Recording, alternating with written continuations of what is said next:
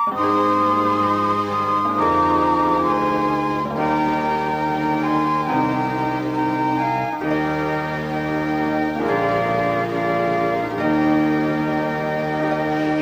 kita yang muncul PPMI tahun 98 awal sebelum Soeharto berubah, sekilas saja info itu supaya tidak memahami bahwa kita lebih tua dari PKS. Nah, dalam konteks itulah kita datang ke sini karena kita sangat percaya, bahkan mendambakan gerakan dari PKS ini dari aspirasi partai-partai Islam yang bisa diharapkan. Karena bicara partai politik, secara sejarah, kalau mengacu ke surat Al-Fatihah, ihdinas siratal mustaqim, tunjuki jalan yang lurus. Yang mana yang lurus itu? Siratal ladzina an'amta alaihim, jalan orang-orang terdahulu sebelum kita. Nah, sebelum kita dalam perspektif politik, apalagi fokus partai politik, itu tahun 55 ada namanya Masyumi. Nah, saya meyakini PKS turunan cici-cici dari Masyumi. Karena Masyumi itu dulu gabungan NU, Muhammadiyah, PRI, SI, ya, dan beberapa ornamen Islam lainnya yang betul-betul berafiliasi kepada Masyumi dengan segala variasinya. Kalau mau lebih khusus lagi, zaman-zaman Harakoh tahun 82, ya, saya ingat betul, sampai 83, 84, saya mau yang dibina murabinya itu Ustadz Hilmi. Ya, jadi ini mungkin masih SMA atau belum lahir. Jadi dalam pekerjaan itu bersama Ustadz Suswono, Sumanjaya, Untung Wahono, itu satu halakoh saya. Kemudian Ustadz Hilmi ada keperluan yang harus keluar negeri atau apa, diganti Ustadz Abdullah. Jadi itu sejarah halakohnya. Nah, yang training juga dengan saya namanya MS Kaban di halakoh. Tapi cuma MS Kaban dan saya yang apakah diajak apa gimana waktu PKS. Di bawah kita namanya Hermanto, masih Hermanto masih. Nah, itu dia bawahan kita yang bina dulu. Dakwah ya, untuk ke kampus-kampus kemana. Tapi semua tidak bisa lupa jasa baik dari Ustadz Hilmi Hamiduddin yang dimuliakan Allah ya, karena beliau banyak membuka cakrawala berpikir yang dahsyat dalam gerakan harakah. Nah, dalam pengertian itu harus dianggap kita juga warga PKS ya, untuk sama-sama aspirasinya ini disampaikan. Nah, poin pentingnya adalah ada dua hal penting menurut saya. Pertama tentang omnibus law ya, yang merupakan satu kondisi yang tidak bisa kita lakukan menjadi satu penolakannya yang kuat. Saya minta dengan sangat jangan justru tapi saya lihat sudah jadi pembahasan ya. Omnibus sudah balik ya. Belum sampai keputusan Pak ya? Belum. Nah, kalau belum masih ada peluang yang besar. Jadi, tapi maksud saya begini, jangan PKS maupun tentang HIP ini pendekatannya normatif saja. Artinya kalau nggak setuju terus nggak ikut tanda tangan. Sebatas itu.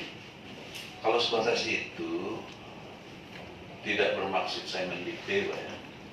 Itu termasuk satu bentuk pengkhianatan terhadap tauhid. Ya, kenapa pengkhianatan terhadap tauhid? Karena kalian masih terus saja duduk bersama dengan mereka yang memperolok-olok agama kita. Banyak di Quran ayat itu. Kan nggak mungkin saya cerita di sini. PKS gurunya juga guru kita juga. Tapi refleksi di dalam konteks perilaku politik, jangan kita kalau nggak setuju itu sekedar udah yang penting kita nggak ada tangan.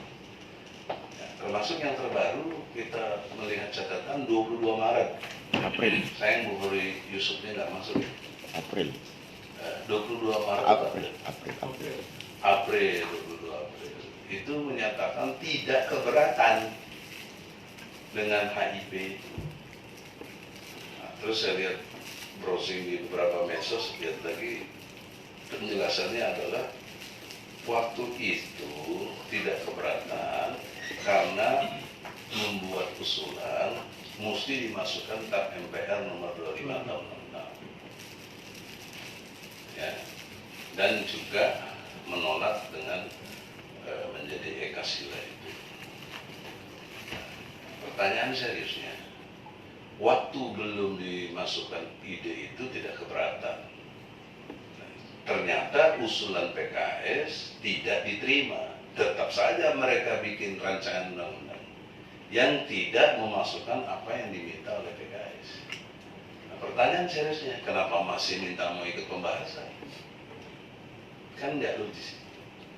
Ya, secara logika tauhidnya nggak kena, karena kita itu la ilaha illallah. Dimulai dengan la, maknanya itu menolak. Turunan dari menolak setia hanya kepada Allah.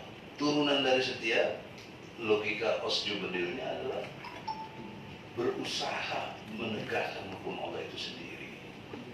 Jadi tidak cukup dengan memberi penjelasan bahwa kita keberatan, tidak keberatan awalnya, terus keberatan karena nggak dimasukin. Keberatan itu apa maksudnya? Kalau keberatan dalam maksimum ke belakang aja ke WC itu keberatan juga. Ya. Tapi kita kan keberatan secara ilmu tauhid. Jadi keberatan yang betul-betul menukik kepada satu gerakan yang dahsyat. Bisa dibayangkan rakyat Indonesia yang animonya begitu besar untuk melawan PKI, tiba-tiba muncul PKS yang begitu gigih. Itu nggak mungkin dari dukung. Logikanya nggak mungkin.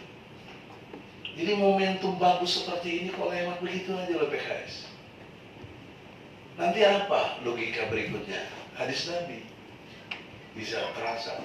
Adanya kamu harus tidak adanya kamu harus mengganjilkan. Tapi adanya kamu harus menggenapkan. Atau dibalik. Adanya kamu menggenapkan, tidak ada kamu mengganjilkan terhadap satu majelis ini. Jadi kalau begitu kualitas PKS, adanya PKS dengan PKS nggak ada, sama aja, nothing. Ya, nothing. Apa bedanya? Ada dengan tidak ada, nggak membawa satu perubahan. Saya juga lihat di medsos pernyataan Presiden PKS akan ikut membahas bila dimasukin TAP MPR yang nomor 25 tahun 66. Itu pakai lagi osjubedil, objektif, sistematis, toleran, ya, jujur, benar dan adil. Itu cara pendekatan saya berpikir. Kalau memang TAP MPR itu dimasukin atau dijadikan referensi atau jadi pertimbangan, nggak mungkin ada Ekasila segala macam, nggak mungkin. Mereka ngerti, kok kita kayak jadi lebih bodoh dari mereka. Makanya mereka nggak mau masukin. Dan mereka mau masukin sekarang dengan bargaining lagi. Kalau ajaran khilafah dan radikalisme juga dilarang. Coba bayangkan. Emangnya khalifah itu ajaran dari siapa? Bukan HTI, ini Allah yang ajarkan. Surat Al-Baqarah ayat 30. Jadi bagaimana kita bisa mengatakan bahwa khilafah itu diidentikan dengan komunis yang harus dilarang? Itu kan sudah menentang Allah, jelas-jelas menentang Allah. Tapi kenapa PKS tetap berkasih sayang di majelis ini, tidak melawan? Jadi jangan terpaku dengan pikiran pakem begitu saja. Ya sudah, ini prosedurnya, protapnya DPR begini, itu mah bukan partai keadilan sejahtera. Keadilannya di mana coba? Itu nggak adil. Kita nggak adil kepada Allah Subhanahu Wa Taala. Karena menurut surat Al-Ahzab ayat 36, kalau Allah dan Rasul telah menetapkan sesuatu, tidak boleh ada pilihan lain, tidak boleh. Ini nggak pernah saya dengar gerakan yang selama reformasi bahkan. Kalau zaman dulu Orde Baru wajarlah datang masih gini, masih begitu juga bagaimana? Bahkan sebelum itu, Puan Maharani sebagai Ketua DPR ngomong, ada menambahkan kata pro rakyat di dalam pidatonya. Gotong royong. Nggak, pro rakyat dulu ada. Dalam pengertian untuk Undang-Undang Dasar 45 ini. Itu kan nggak benar, nggak ada. Nanti bagaimana kalau ditambah NKRI Perjuangan? Kan diam saja nanti.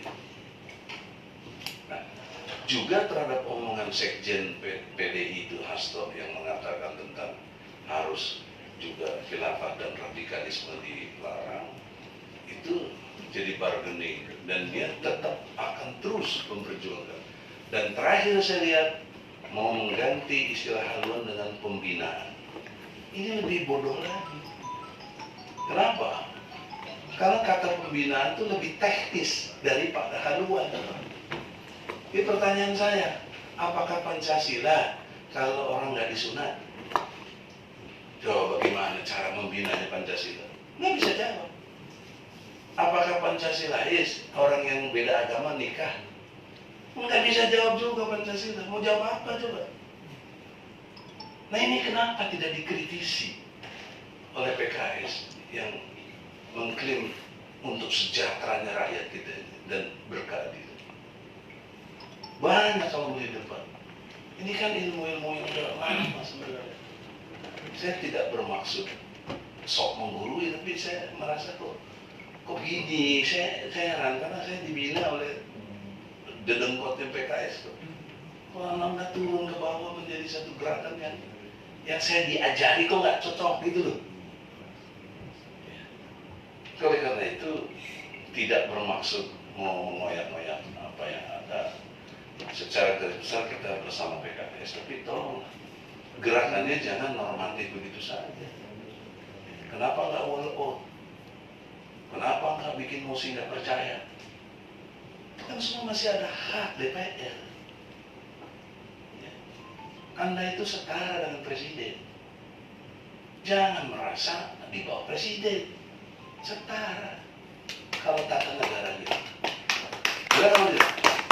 Nah, oleh karena itu, dalam kesetaraan ini, giroh dalam pengertian memperjuangkan agama Allah itu, saya nggak bisa berharap dengan partai lain yang sudah terbukti banyak penyimpangannya. Yang masih saya berharap ya PKS ini. Makanya saya mau hadir. Ya. Oleh karena itu, fokus kepada yang saya maksud ya. Ini yang baru yang pertama, yaitu janganlah dibahas lagi itu HIP, Omnibus Law. Janganlah. Bayangkan Omnibus Law itu dari 72 undang-undang diperas jadi satu. Sekarang karena berasa mungkin sukses, Pancasila diperas jadi satu Ekasila juga. Jadi gotong royong. Masa soal Tuhan digotong royong? Kan memangnya kerja bakti ya gotong royong. Ini enggak notis banget. Sekedar tahu ya, Mak Adinda sih, jika tidak ada ajaran Islam, khususnya surat Al-Kafir, tidak boleh ada agama lain hidup di Indonesia. Tidak boleh. Kenapa? Karena bertentangan dengan sila pertama. Kristen apa? Trinitas. Hindu apa? Trimurti. Lalu bagaimana? Bertentangan dengan sila pertama. Justru dia bisa hidup karena ada surat Al-Kafir. Ya ayyuhal kafir, lakum dinukum. Itu kan clear, toleransi paling top itu. Top. Enggak ada toleransi yang sehebat dari Allah. Karena itulah dia bisa hidup. Karena itulah dia bisa menjawab konteksnya. Dia tidak sholat Pancasila. Kenapa? Karena lain. Coba bayangkan kalau tidak ada surat Al-Kafir. Atau Islam tidak boleh dibawa dalam berkesesuaian dengan Pancasila itu. Mati mereka itu. Saya ini ngalami dalam perspektif gerakan juga. HMI sampai pecah hari ini. Sampai hari ini masih pecah. Saya pertama mimpin saya. Bukan saya menentang Pancasila, saya menentang ajas tunggalnya. Karena filosofis komunis itu Aceh tunggal. Mana ada di negara komunis boleh ada ideologi lain? Nggak boleh. Jadi menunggalkan sesuatu berarti menidakkan yang lain. Buktinya HMI, Ajas Islam mesti digeser. Itu yang saya marah, itu saya lakukan. Itu kalau bukan izin Allah nggak mungkin. Sekarang PPNI yang saya bangun juga harus ditempatkan menjadi satu kanalisasi untuk umat ini. Karena saya melihat kalau untuk pendidikan Muhammadiyah, untuk pesantren-pesantren sudah ada NU. Nah yang belum ada gerakan untuk mensejahterakan para pekerja. Jumlah pekerja itu kurang lebih 95 juta pekerja. Dan teori ekonomi pun peningkatan 1% ekonomi itu meraih atau merekrut 500.000 tenaga kerja. Nah, di zaman Jokowi janjinya 7%, sekarang turun menjadi 3% kurang lebih. Kalian nggak ada protes. Artinya pengangguran semakin banyak. Kita nggak mengerti kaitannya dengan tauhid soalnya. Kalau mengerti dengan tauhid, saya tidak bermaksud berceramah sih, tapi logika Osjubadir yang saya yakini itu sebagai satu mekanisme berpikir yang analisis yang tajam ini mampu menjelaskan logika Al-Quran dalam perspektif politik. Itu sebenarnya Allah udah kasih kesempatan betul dengan PKS ya. Bahkan kesempatan waktu mau jadi wapres juga dikhianati, gak bisa, nggak ada daya protes. Terakhir gubernur DKI wakilnya nggak bisa. Nah saya dengan isu saya mau nanya nih, katanya dibayar PKS itu dikasih uang tutup mulut apa ganti kesempatan. Kalau itu ada durhaka aja ya, durhaka kepada Allah, itu korupsi dasar itu. Kalian menggadaikan akidah ya.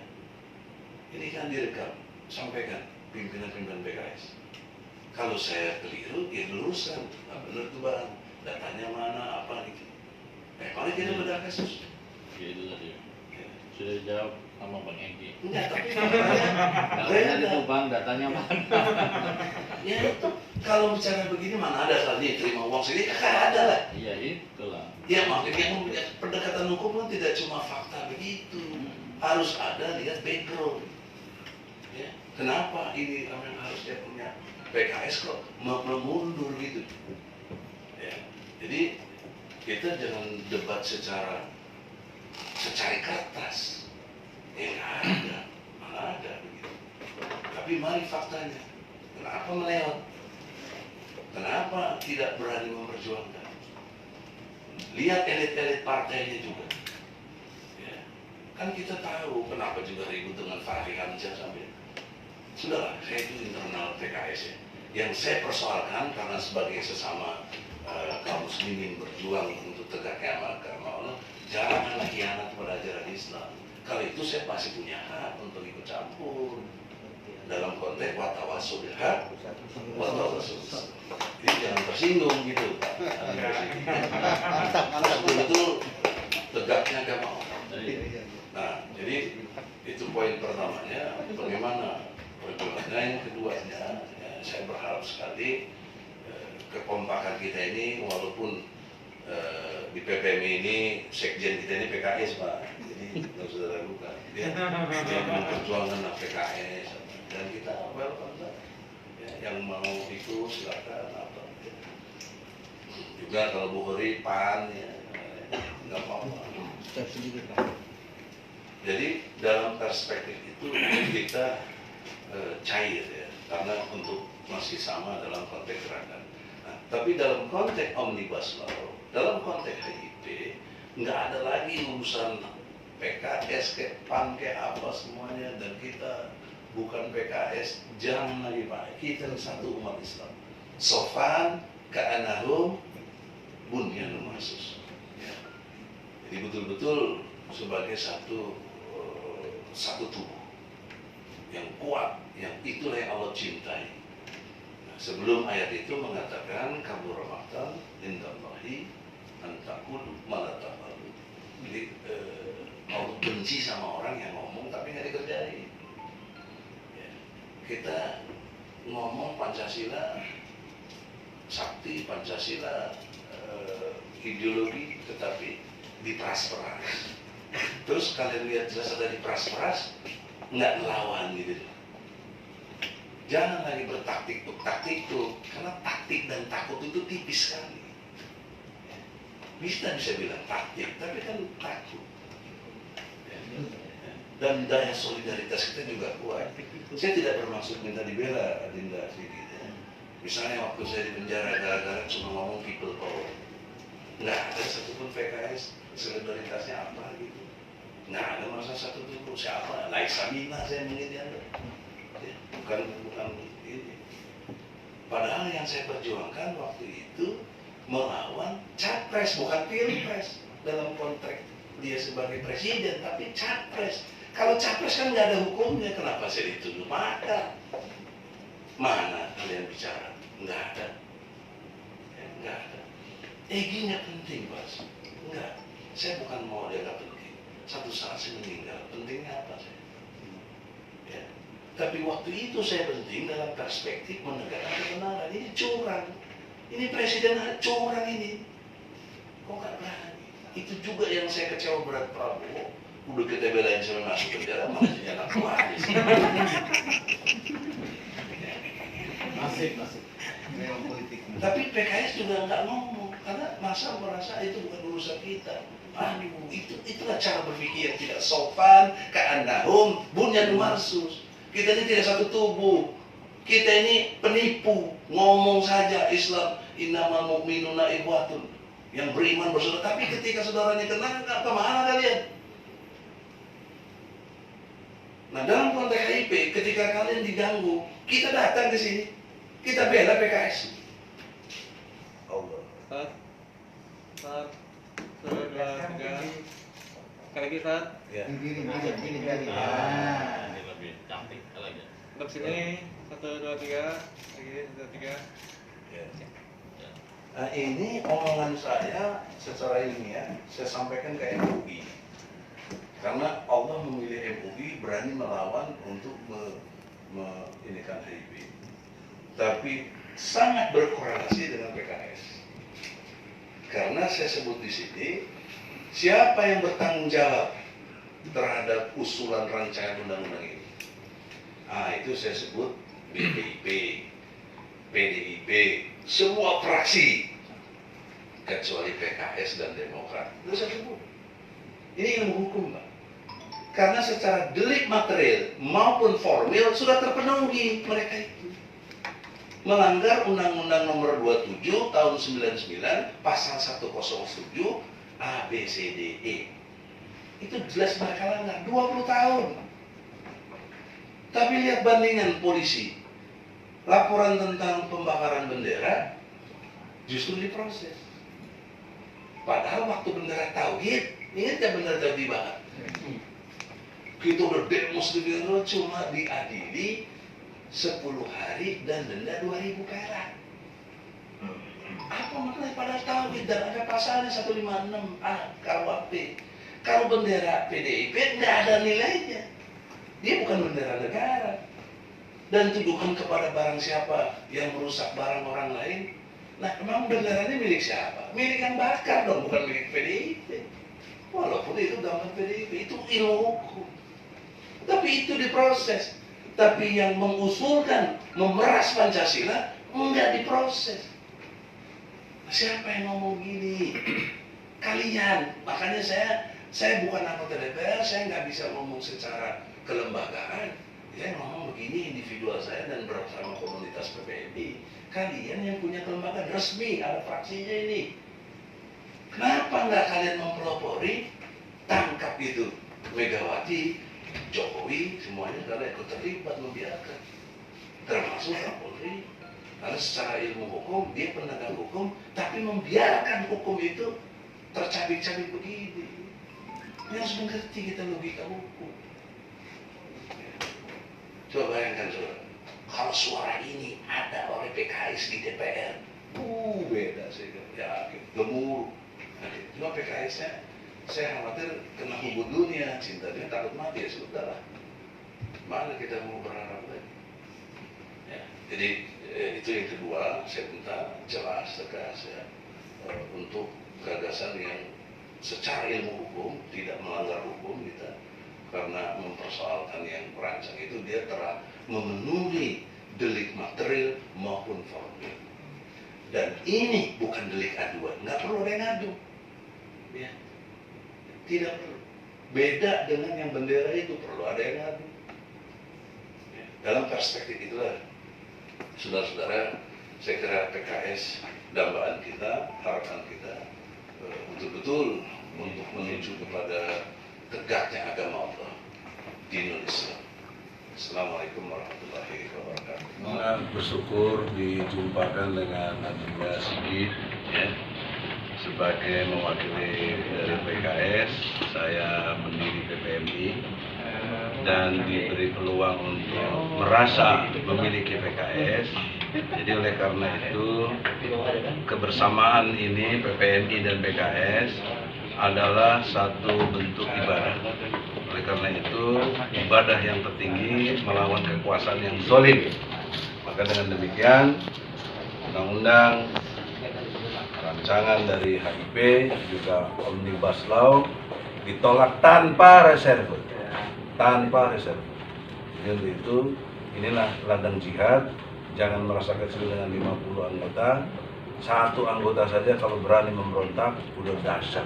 Karena yang memberontak dalam pengertian pemikiran, berontak dalam arti kebijakan, itu adalah anggota DPR. Dahsyat sekali. Insya Allah.